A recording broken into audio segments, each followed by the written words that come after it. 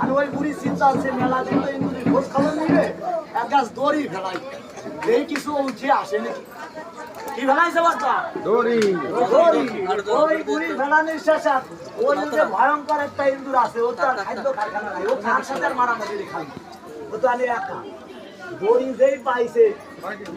আস্তে আস্তে ধরে খালি কেমনে উপরে কি ওঠে বাড়ি যাবা যায়নি তারা উপরে ওঠে আনে বুড়িটাই পাইছি তো আমার যা পরিকল্পনা ছিল আমি সফল করেছি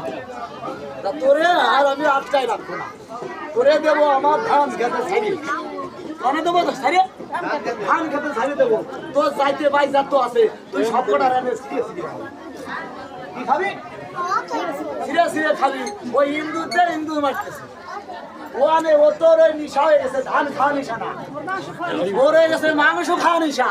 ও এখন ওই যাইতে বা ইন্দুরের হিরণ বালি তার এটা সে ধরে খাচ্ছে তার এটা সে ধরে খাচ্ছে খাতে খাতে ওর ব্যবসা ওইটাই হয়ে গেছে আর বুড়ি আমার নিতে বিলি আমার আর ইন্দুর মারা লাগবে না আমি চান ফেলাইছি আমার চানি সফল বাবা হরিচাঁদ ঠাকুর মা কালী শিব ঠাকুর হরে কৃষ্ণ